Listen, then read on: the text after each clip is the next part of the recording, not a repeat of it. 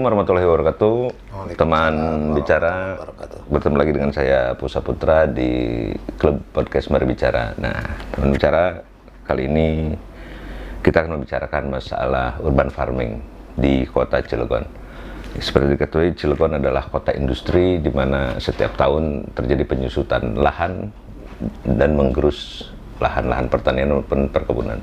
Ini akan menjadi sebuah persoalan yang serius ketika kebutuhan akan sayuran maupun beras ini di Cilegon akan tersisih karena lahan menyempit. Dari data yang saya peroleh, total sekitar dari 2000 lahan, sekarang Cilegon hanya mempunyai 1.500 lahan untuk pertanian, baik untuk tanam padi maupun pertanian sayuran.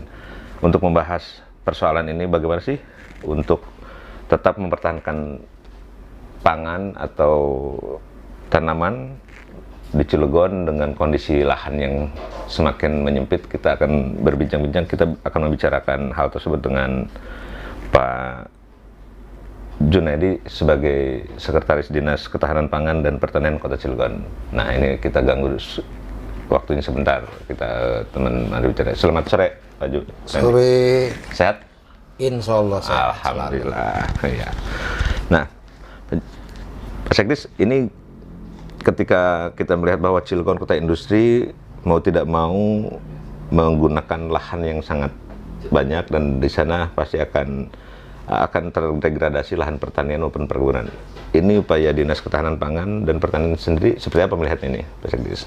Oh ya, pertama saya mengucapkan terima kasih kepada teman-teman media yang telah menyempatkan dan memberikan waktu kepada saya dalam rangka memberikan penjelasan menyangkut tentang ketahanan pangan dan pertanian di Kota Cilegon.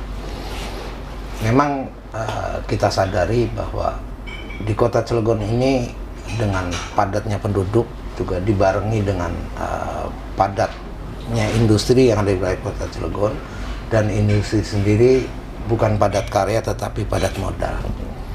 Di sisi lain juga kita harus membuka lahan pertanian, sementara lahan pertanian juga sempit. Di sisi lain juga kita harus membuka lapangan kerja. Dengan adanya industri ini, otomatis warga masyarakat semuanya tidak mungkin akan tertampung di industri itu. Betul. Oleh karena itu kami berkoordinasi sesuai dengan fungsi saya sebagai sekretaris, sebagai sekdis yang tugasnya sekitar diskusi. Akan kami diskusikan dengan beberapa teman yang menyangkut dalam bidangnya. Oleh karena itu saya akan berupaya melalui lahan yang ada di sela-sela lahan, baik di perumahan ataupun di TPT, di tembok penahan tanah, penahan tembok juga. Mungkin akan bagaimana caranya kita memberikan satu sosialisasi kepada warga masyarakat agar dapat bercocok tanam tidak hanya di lahan pertanian saja, tetapi membuat bagaimana caranya agar bisa memanfaatkan lahan yang kosong, juga benda-benda yang katakan sampah seperti bekas botol aqua dan sebagainya. Bagaimana caranya kita modifikasi itu agar menjadi media tanam. Adapun ketika kita sudah menemukan dan sudah sosialisasi, masyarakat sudah gemar bercocok tanam, saya kira akan mudah. Kenapa banyak sekarang nih seperti pagar-pagar rumah sekelilingnya itu rata-rata penanamannya baru di tanah yang di bawah pagarnya. Sementara sebetulnya itu bisa di pagar yang itu juga kita tempelin bekas botol aqua, bekas kaleng cat atau apa. Kemudian agar pemandangannya indah, kita modifikasi, kita buat seni seperti apa biar kelihatannya juga indah tetapi juga menghasilkan. Otomatis kami akan melihat program-program yang ada di bidang sesuai dengan itu. Kemudian yang kedua, kami juga akan langsung ke lapangan sesuai dengan pengalaman kami waktu saya jadi lurah. Di kelurahan itu ada KWT, kelompok wanita tani ya. Oh, kelompok wanita tani ya. Kirain saya kelompok wanita tua itu. Ternyata petani semua. Ya, tapi petani tua. Tetapi tadi itu kelompok wanita tua. Tetapi tua ini saya katakan bukan persoalan saya mengecilkan. Justru kesempatan inilah dengan adanya kelompok wanita tua ini yang akan kita bina untuk bagaimana caranya dia gemar menanam bukan di lahan pertanian tetapi di sela-sela pekarangan yang kosong. Apakah tiang listrik, apakah pagar, tembok dan sebagainya. Bagaimana caranya itu tergantung satu tanaman yang akan membuahkan hasil. Bisa nanti dan kami sudah melihat program. Kalau yang di pemerintahan tentunya terkait dengan dana. Dan ini yang terkait dengan dana ini sudah muncul di Musrenbangkel. Musrenbangkel kelurahan itu ada 31 kelurahan yang mengusulkan tentang bibit tanaman termasuk juga bibit peternakan. Dalam ini hewan seperti ayam, kemudian lele, kambing, kemudian kambing dan sebagainya. Maka di samping dari anggaran yang ada, kita masukkan dalam program KWT, kita adakan pembinaan, kita adakan sosialisasi, tapi bagaimana caranya juga agar masyarakat punya nalar pengembangan penanaman ini untuk tidak menggunakan anggaran dari pemerintah. Oleh karena itu, kita harus pacu masyarakat tentang kebutuhan pangan kita ini seperti apa. Kalau mereka sudah paham tentang kebutuhannya dan mereka sudah menerima pelatihan bagaimana cara menanamnya, otomatis masyarakat tanpa dikasih modal, tanpa dikasih bekal dari pemerintah juga saya yakin karena itu kebutuhan dia sehari-hari, pasti dia akan lakukan penanaman dengan modal sendiri. Nah, apakah nanti konsepnya akan, karena melihat situasi Cilegon ini kan lahan sempit ya, Ya. apakah ini nanti akan konsep urban farming yang akan dilakukan oleh Dinas Ketahanan Pangan dan Pertanian Kota Cilegon konsepnya? Ya, salah satunya jalan harus kita menggunakan konsep itu. Kalau kita nggak lakukan itu, ya tentunya tadi itu mau di mana lagi kita menanam. Sementara di kawasan PJKA, di kawasan juga tanah-tanah yang pinggir jalan, bahu jalan, sudah rata-rata dibikin rumah, kemudian juga di trotoar juga sudah ditempati para pedagang dan sebagainya. Kalau kita tidak lakukan urban farming, saya kira akan terhenti penanaman itu. Kenapa? Karena keterbatasan lahan itu. Nah, Pak Sekdis, dari pengalaman kami gitu ke beberapa lokasi, ini agak menarik juga di Cilegon ternyata sudah mulai tumbuh di beberapa tempat yang memang ini sangat menarik, seperti di Kampung Lukis Ramanuju, mereka lahan sempit, gang sempit, tapi mereka bisa menanam. Nah, ada juga di Kenikir, ada juga di beberapa tempat, masyarakat timbul bahwa mereka akhirnya membuat urban. Nah, apa regulasi yang akan dilakukan oleh Dinas Ketahanan Pangan sendiri?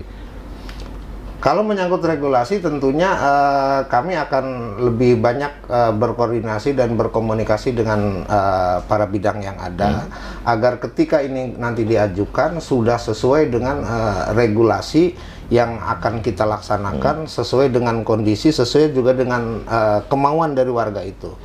Karena kalaupun regulasi saya buat, kalau memang tidak sesuai dengan keinginan masyarakat, kadang-kadang regulasi mah ada, tetapi jalan pun tidak. Makanya ini regulasi ini saya jadikan yang kedua. Yang terpenting bagaimana kita caranya memberikan pemahaman kepada warga masyarakat yang sudah saya masukkan sejak samanya jadi lurah. Saya jadi camat Citangkil, saya juga jadi camat Ciwandan, saya juga jadi camat Jombang. Saya sudah memberikan satu ruang kepada masing-masing kelurahan, itu yang namanya KWT itu. Otomatis saya akan mendorong itu dulu. Setelah itu nanti berjalan dengan baik, sempurna. Ya kalaupun tidak sempurna 100%, paling tidak akan mendekati dari harapan apa yang kita lakukan, ya baru kita nanti bicara regulasi. Tetapi memang regulasi itu harus ada, tetapi tidak harus sedini mungkin kita itu.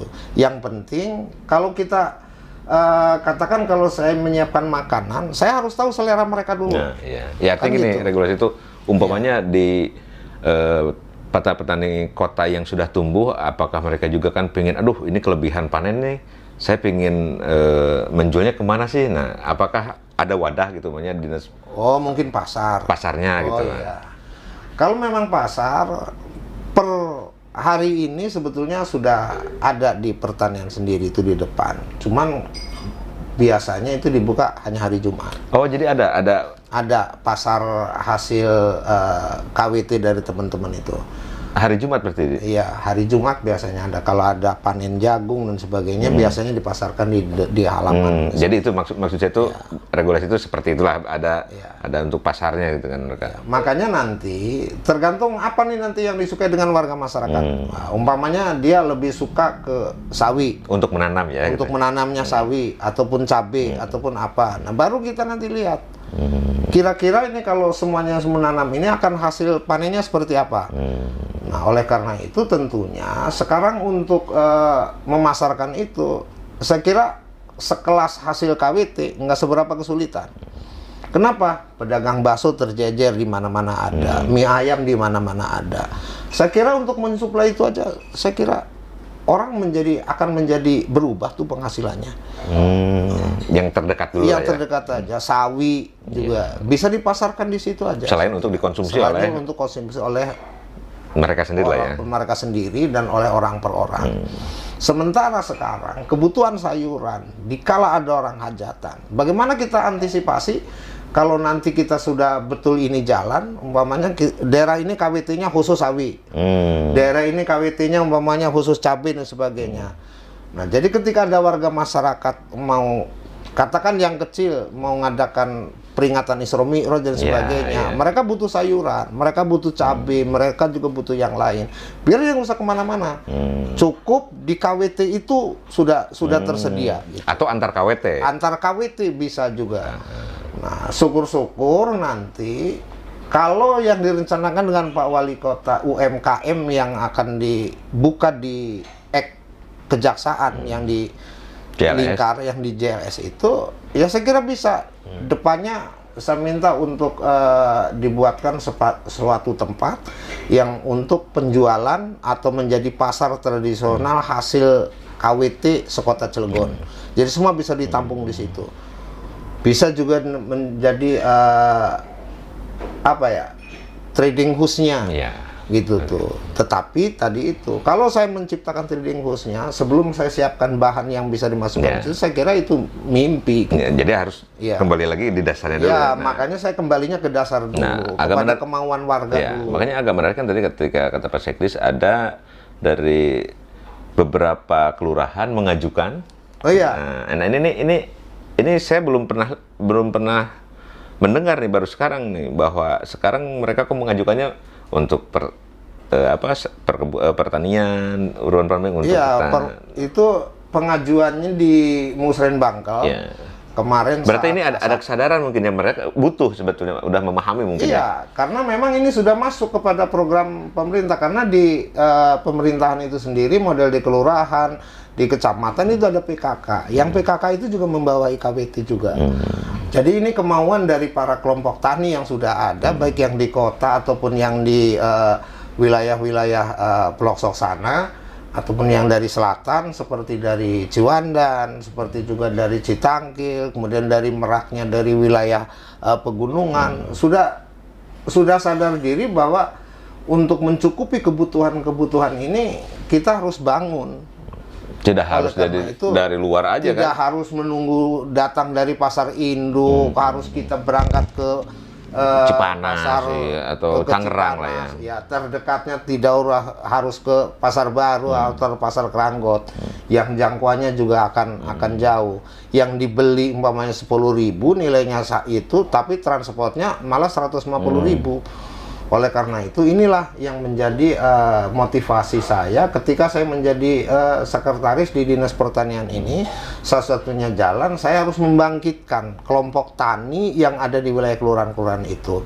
Dan alhamdulillah tahun ini ada 31 kelurahan yang mengajukan di Musren Bangkal. Untuk pertanian ya? Untuk pertanian. Dan besok insya Allah akan saya rapatkan dengan kabit-kabit di aula sekitar jam 1:30 menyangkut usulan dari warga masyarakat melalui Musrenbang ini.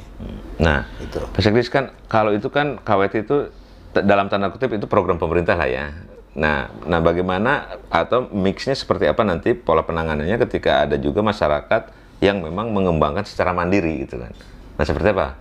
Ya, Sebetulnya kalau berbicara masyarakat yang mandiri, sebetulnya program KWT itu mewadahi keinginan warga masyarakat yang mau mandiri itu. Maka diwadahi dan diberikan nama KWT, kelompok tani itu. Itu sebetulnya bukan bukan program pemerintah sebetulnya. Jadi pemerintah ini menyanggah keinginan masyarakat yang sehingga dibuatkan KWT agar ada jalur untuk pembinaan ke pemerintahannya, apakah melalui pertanian atau posyanteknya melalui dinas sosial ataupun juga melalui DP3KB yang selalu 3 dinas ini sangat care sekali terhadap kegiatan-kegiatan kemasyarakatan. Lebih-lebih di pertanian adalah tadi itu karena menyangkut ketahanan pangan. Nah, Pak Sekris, kalau dari sambutan Pak Sekris, dari beberapa kelompok tani, ya kelompok wanita, kelompok tani lah maupun KWT, apa sih rata-rata yang mereka tanam, Pak Sekris? Untuk sementara ini kalau masih rata-rata atau mayoritas itu rata-rata masih di padi. Kalau untuk lahan yang luas. Iya. Nah, Tapi kalau untuk lahan yang kecil sekarang ini sudah merambah. Alhamdulillah ada yang sawi, ada juga yang nanam kangkung. Seperti kemarin KWT yang di Mesigit juga mengadakan penanaman benih lili dan sebagainya. Insya Allah keinginan masyarakat sekarang ini bukan dorongan dari pemerintah, justru mereka sendiri. Sampai kalau di Mesigit itu hasil KWT itu juga ada satu kelompok pedagang asongan di situ yang menjual dari hasil panen para teman-teman yang di KWT ini. Ada yang panen melon, ada yang panen pisang, dibikin keripik, dibikin manisan. Oh, jadi ada diversifikasi berarti mereka terserah. Iya. Jadi di sana itu di Mesigit itu kalau saya nggak salah ada sekitar 20 sekian lah para pedagang asongan yang memanfaatkan dari KWT itu. Mereka dari tanam sampai ke produksi sampai ke produksi di situ aja. Iya.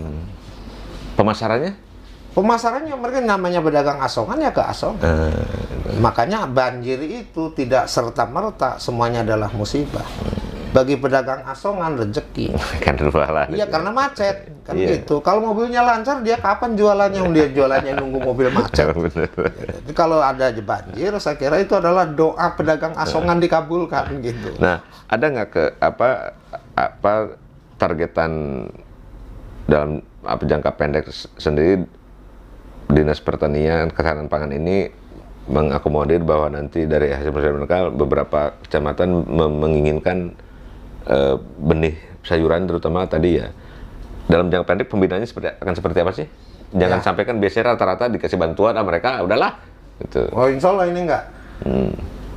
Ketika saya Camat Ciwandan juga dulu saya bekerja sama PT Krakatau Posko, itu membuat satu kampung namanya Kampung Sawi.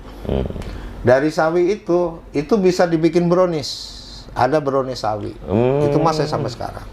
Dan insya Allah ketika saya masuk ke sini, kemungkinan dan harapan saya juga akan saya bina untuk bagaimana sejak mulai tanam tidak dijual hasil panennya, tetapi bagaimana diproduksi dari hasil panen ini. Jadi yang dijual tuh hasil produksi, bukan hasil panen. Jadi ada diversifikasi lain dari produk itu hasilnya itu berarti. Iya. Ya kayak brownies dari sawi kan. Kalau di Bogor kan ada dari Thales lah gitu. Nah, ini dari sawi. Dari sawi ada. Nah, ini agak menarik juga. Nah, setelah itu apa sih yang kira-kira akan menjadi hambatan yang Pak Lurah?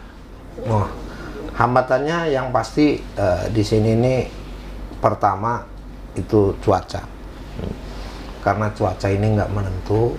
Seperti diprediksi nggak banjir, terjadi banjir.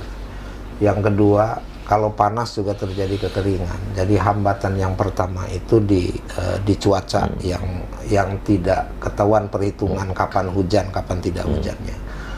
Kemudian yang kedua, kendala yang sekarang ini masih ada dengan pengaruh perkembangan yang lain seperti dekatnya dengan industri kimia dan sebagainya, harusnya panen tidak panen karena rusak dengan kimia. Nah, inilah yang menjadi kendala dan kami sendiri pada waktu itu selaku camat agak susah mengantisipasi dan mencari solusinya. Oleh karena itu, mudah-mudahan dengan adanya saya di sini akan kami programkan, akan kami dorong. Mudah-mudahan ini nanti dengan para kabid bisa masuk pada anggaran bantuan ataupun anggaran stimulan dalam rangka membangun para KWT yang ada di seluruh atau petani urban aja lah kita petani urban lah gitu tuh. Yang mudah-mudahan mereka mau semuanya. Seperti yang kemarin juga saya lakukan saat saya lurah Warnasari juga udah pernah saya lakukan. Ada sekelompok tani punya lahan luas, tapi ketika mau saya geser ke pertaniannya ke cabai, dia menolak karena biasa dia bertani dengan bercocok tanam padi. Tetapi waktu itu saya bilang, Bapak dapatnya berapa dalam satu kali panen? Berapa karung beras? Dia dapat 2. Udah, kalau begitu Bapak saya kasih beras 2 karung, tapi tanah mau saya kelola, saya tanamin cabai. Bapak mau ikut, upayakan Bapak ikut sambil belajar. Nah, setelah itu saya tanaman cabai, saya kompensasi sesuai dengan hasil panennya. Ternyata setelah yang kedua dia mau menanam sendiri dan dia mau berarti lebih untung cabai dong. Iya, karena perhitungannya lebih menguntungkan cabai. Nah, gitu. Agak menarik ini. Kan ini informasi bahwa Cilegon juga punya lahan-lahan milik Pemkot, pemerintah Kota Cilegon yang tidur lah. Iya. Ada nggak terobosan umumnya dari Dinas Pertanian untuk mengembangkan urban farming itu dan mengurangi angka pengangguran, karena kan ketika mereka bekerja kan akan mendapat uang itu kan, memanfaatkan lahan tidur itu. Ya. Saya kira kalau masalah lahan tidur, karena memang di kelurahan-kelurahan itu masih banyak yang punya bengkok, dan bengkoknya artinya dimanfaatkan gitu. Iya. Jadi di luar itu juga ada tadi yang sudah Kang sebutkan bahwa diprediksi dan kita hitung-hitung dari lahan pertanian yang masih tersedia itu hanya tinggal 1.500 hektar. Ya. Kurang lebih lah ya itu ya. Ya. Tentunya dengan urban farming ini insya Allah akan kami bina, karena selama ini tadi itu yang 15 hektar itu masih cenderung tanamannya ke padi.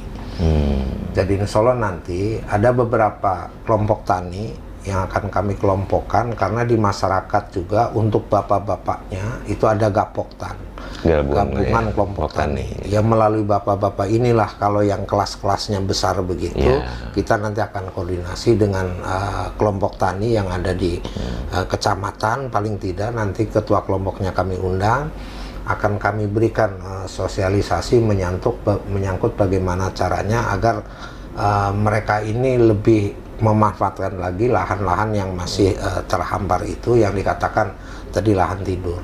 Sebetulnya lahan itu bukan karena tidur semata-mata, karena mereka kadang-kadang nggak tahu kalau lahan ini lahan pemerintah yang harus keperuntukannya itu, yang sehingga dia ingin menanam itu karena nggak tahu, takut dengan pemiliknya, karena dia nggak tahu bahwa itu tuh lahan pemerintah.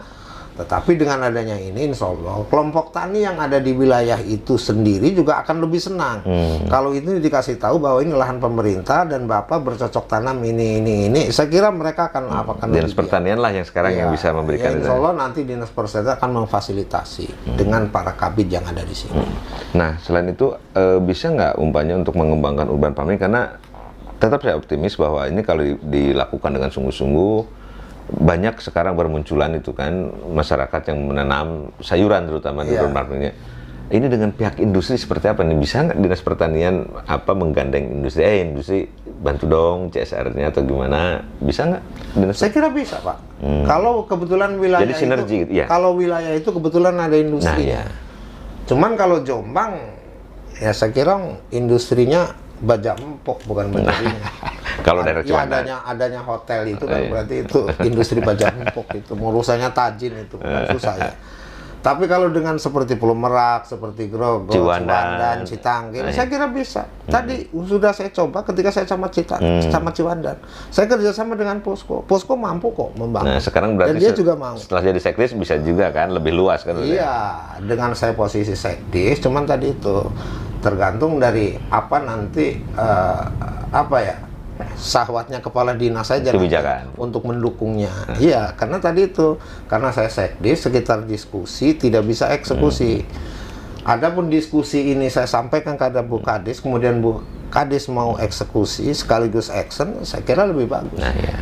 Tetapi saya tidak akan melangkahi dari Pak Ibu Sekdis di sini. Iya. Kenapa? Karena ada suaminya.